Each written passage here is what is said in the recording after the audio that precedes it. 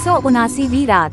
जब 179वीं रात हुई तो उसने कहा कि ए नेकबख्त बादशाह देव दहनिश बिन शुम्हूरिश ने देवनी मैमूना से कहा कि मैंने तवालत के डर से इसकी तारीफ महज मुख्तसर तौर पर की है।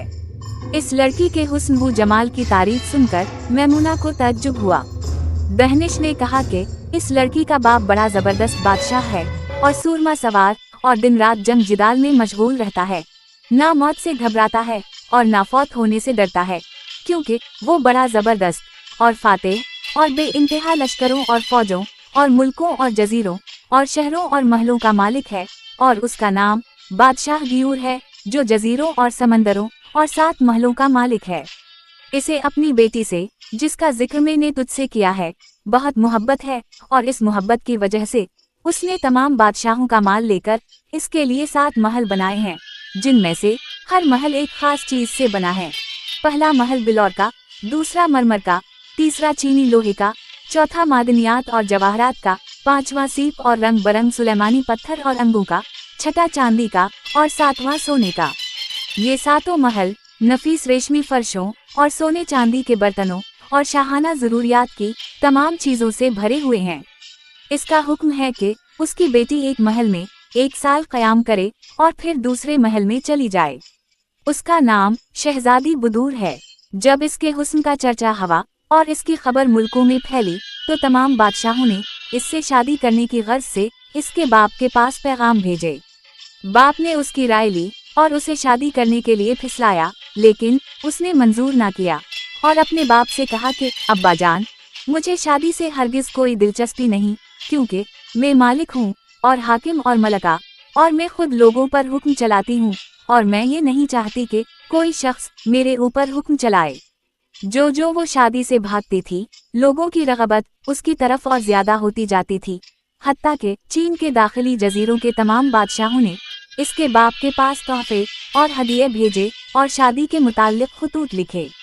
बाप ने बार बार शादी के मुताल्लिक बेटी से मशवरा किया, लेकिन उसने मुखालफत की और बाप से बदज़बानी की और इस पर नाराज हुई और कहने लगी कि ए मेरे बाप, अगर तूने एक बार और शादी का जिक्र किया तो घर में जाकर एक तलवार लूंगी और इसका दस्ता जमीन पर रखकर इसकी नोक अपने पैट में भोंक लूंगी और इतनी देर तक इस पर झक्की रहूंगी कि नोक मेरी पीठ से निकल आए और मैं मर जाऊं। इसकी ये बातें सुनकर बाप की आंखों में अंधेरा छा गया और उसका दिल इस पर बहुत कुढ़ने लगा और वो डरा कि कहीं लड़की खुदकुशी ना कर ले, और वो इस पर सख्त मुतहिर था कि इसके और उसके तलबगार बादशाहों के बारे में क्या करे। बालाखत उसने कहा कि अगर तेरे लिए शादी करना वाकई नामुमकिन है तो अंदर बाहर जाना बंद कर दे। ये कहकर इसके बाप ने उसे घर के अंदर छुपा दिया और 10 बढ़िया मामाएं इस पर मुकर्रर कर दी। 7 महलों में जाने से इसे मना कर दिया और ये जाहिर किया कि वो इससे नाराज है और तमाम बादशाहों को खुतूत लिखे कि वो दीवानी हो गई है और 1 साल से मकान के अंदर बंद है। इसके बाद देव दहनिश ने देवनी मैमूना से कहा कि ए मेरी आका, मैं हर रात इसके पास जाता हूँ और दिल भर कर इसके चेहरे को देखता हूँ और सोते में इसकी पेशानी का बोसा लेता हूँ। मोहब्बत की वजह से ना मैं उसे तकलीफ देता हूँ और ना अजियत पहुँचाता हूँ और ना इसके साथ हम बिस्तर होता हूँ, क्योंकि इसकी जवानी प्यारी है और इसका जमाल लाजवाब। जो कोई इसको देखता है वो इस पर रश्क खाता है।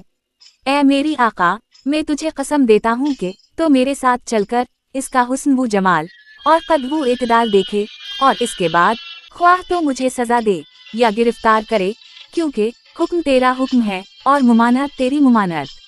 ये कहकर देव दहनिश ने सर नीचा कर लिया और अपने बाजू जमीन पर लटका दिए।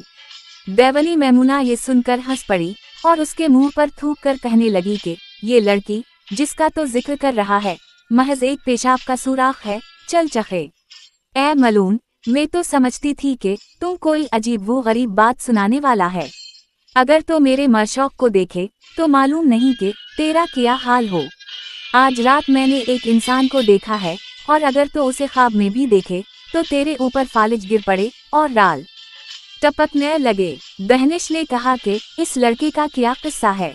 इसने जवाब दिया कि ए दहनिश सुन, इस लड़के पर भी वही गुजरी है जो तेरी मशूका पर, क्योंकि इसके बाप ने कई बार इससे शादी के लिए कहा, लेकिन उसने इनकार कर दिया।